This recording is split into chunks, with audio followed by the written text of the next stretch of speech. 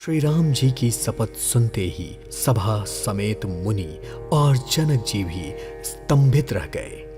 किसी से उत्तर नहीं देते बना।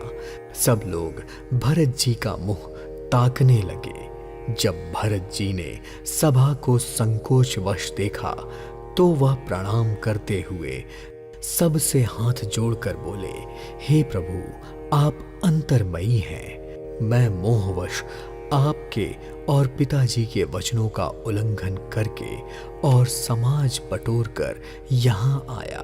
संपूर्ण जगत में बहुतों ने भले बुरे और ऊंच नीच लोग देखे होंगे, पर किसी ने भी कहीं मेरे जैसा नीच ना ही देखा होगा और ना ही सुना होगा। मैंने सब प्रकार से ढिठाई की है, परंतु प्रभु ने हर बार उस ढिठाई को भी मेरा स्नेह और सेवा मानकर मुझे क्षमा कर दिया। हे नाथ, मेरी अब इच्छा है कि मैं कपट और स्वार्थ को छोड़कर स्वाभाविक प्रेम से स्वामी की सेवा करूं, पर आज्ञा के पालन से बढ़कर कोई भी सेवा नहीं है। इसलिए हे देव, अब वही आज्ञा रूपी प्रसाद पाने की सेवक की कामना है। ऐसा कहकर भरत जी ने नेत्रों में प्रेमाश्रु के जल भर आए। व्याकुल होकर उन्होंने प्रभु श्री राम जी के चरण कमल पकड़ लिए। यह देखकर कृपा सिंधु श्री रामचंद्र जी ने भरत जी का हाथ पकड़कर उसे अपने पास बैठा लिया।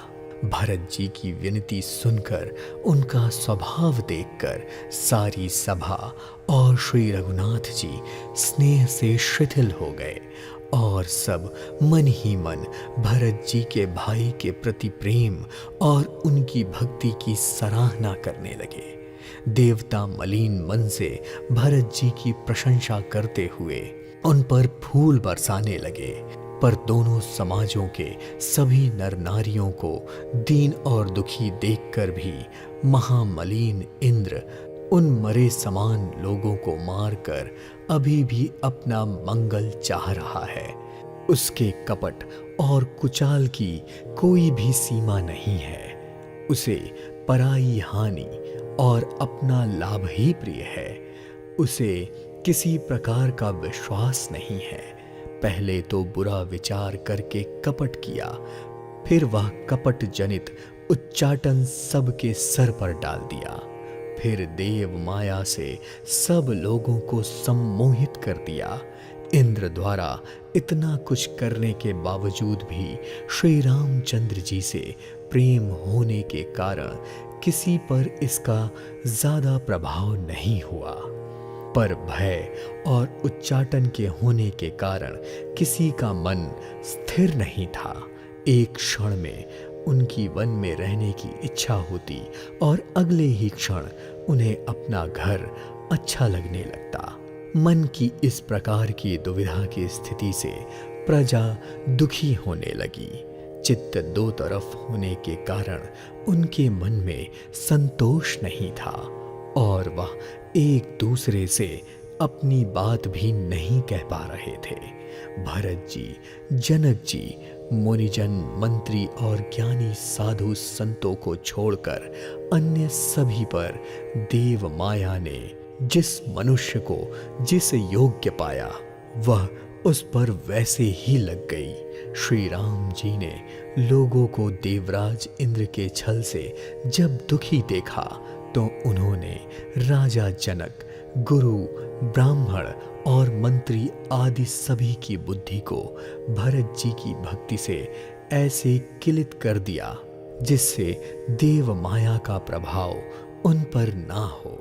फिर धर्मशील श्री रघुनाथ जी अवसर देखकर बोलते हैं, हे तात भरत, तुम धर्म को धारण करने वाले हो, लोक और वेद दोनों को जानने वाले और प्रेम में प्रवीण हो।